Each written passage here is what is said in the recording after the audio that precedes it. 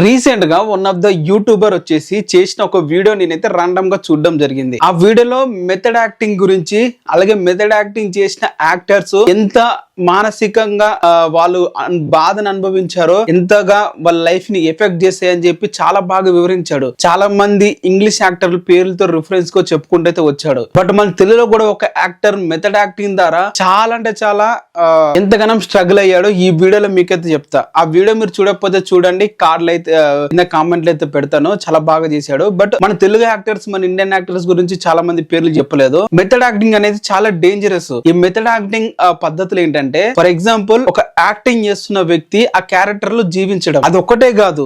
Normal గా ఇప్పుడు screen మీదకి వచ్చి డైలాగ్ పేపర్ చదివేసి నేను యాక్టింగ్ గా ఇది చేస్తున్నాను. కానీ మెథడ్ యాక్టింగ్ ఎలా ఉంటుంది? నువ్వు అక్కడ ఉన్నావు, నిజంగా అక్కడ యాక్టింగ్ చేస్తున్నావు, నువ్వు అదే క్యారెక్టర్, నీ జీవితం మొత్తం అదే క్యారెక్టర్ లో బతుకుతున్నావు. ఏదైనా క్యారెక్టర్ పేరు చెప్తే నువ్వు అలానే ఉండాలి, అలానే బిహేవ్ చేయాలి. అది మెథడ్ యాక్టింగ్. అండ్ ఇంకొక విధంగా కూడా తీసుకో. ఏదైతే ఇప్పుడు హాలీవుడ్ యాక్టర్స్ ఎక్కువగా మెథడ్ యాక్టింగ్ ప్రిఫర్ చేస్తారో, ఫర్ ఎగ్జాంపుల్ అక్కడ ఏదైతే లేదో అక్కడ ఉందని చెప్పి ఊహించుకొని నువ్వు యాక్టింగ్ చేయాలి. ఇది కూడా ఒక మెథడ్ యాక్టింగ్ కిందే వస్తుంది. ఒక పాత్ర కోసం విపరీతంగా బరువు తగ్గించడం, అండ్ ఒక పాత్ర కోసం విపరీతంగా బాడీ పెంచడం, ఇవి కూడా ఒక మెథడ్ యాక్టింగ్ కిందకే వస్తాయి. సో ఇన్ని పనులు టాలీవుడ్ లో చాలా మంది యాక్టర్స్ చేశారు. రానా గారు చేశారు.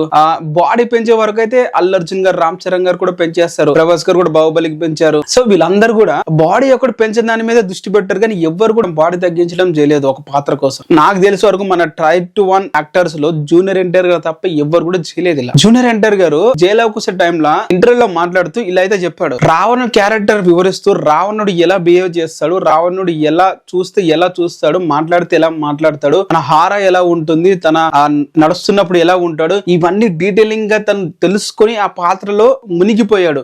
ఎంతలా అంటే ఆ స్క్రిప్ట్ పేపర్లు చదువుతూ క్యారెక్టర్ లో ఇన్వాల్వ్ అయిపోయి జూనియర్ ఎన్టీఆర్ గారు ముందున్న కిటికీని కూడా గమనించకుండా కింద పడిపోయేంత రేంజ్ లో అయితే ఇన్వాల్వ్ అయిపోయాడు. ఈ విషయం తన ఇంటర్వ్యూలో చెప్పుకుంటూ వచ్చాడు. చాలా మంది ట్రోల్ చేశారు. అంటే మెథడ్ యాక్టింగ్ గురించి తెలియని వ్యక్తులు వీళ్ళందరూ. ఒక క్యారెక్టర్ చేస్తున్నాడు అంటే ఆ క్యారెక్టర్ లో ఇన్వాల్వ్ అయిపోవడమే. అంతగా ఇన్వాల్వ్ అయిపోతాడు జూనియర్ ఎన్టీఆర్ గారు. ఆ ఇంటర్వ్యూలో తను చెప్పిన మాటలు, తను వెళ్లి కిటికీ ముందు కిటికీ నుంచి కింద పడిపోయాడంట. వెంటనే ప్రణీతి గారు వీళ్ళందరూ వచ్చి కాపాడడం వల్ల వెంటనే తను బయటకు వచ్చాడు. సో క్యారెక్టర్ అంతా ఇన్వాల్వ్ అయిపోయాడు అనమాట. ఇది మెథడ్ యాక్టింగ్, చాలా డేంజరస్. ఇప్పుడు చూసుకుంటే డ్రాగన్ మూవీ కోసం ఏకంగా 18 కిలోలు తగ్గేశాడు. సో జూనియర్ ఎన్టీఆర్ గారు డేంజరస్ గా తన పాత్ర కోసం ఇన్వాల్వ్ అయ్యి చేస్తున్నాడు. అంతకుముందు దేవరా గానీ ట్రిపులర్ మూవీ చూడండి, బాడీ బల్క్ గా ఉంటాడు. వెంటనే ఇంటర్నల్ మూవీ కోసం 18 కిలోలు తగ్గించేశాడు. సో ఇది కదా మెథడ్ యాక్టింగ్ అంటే. మన తెలుగు యాక్టర్స్ గురించి చెప్పండి, ఉన్న వాళ్ళ గురించి పేర్లు చెప్పండి. ఎందుకు వాళ్ళ తప్పని కాదు, ఉన్న వారి గురించి చెప్పకుండా లేని వారి గురించి ఎక్కువగా హైలైట్ చెప్పుకుంటూ పక్క రాష్ట్రాల పక్క హీరోల గురించి ఎక్కువ మాట్లాడుకుంటారు.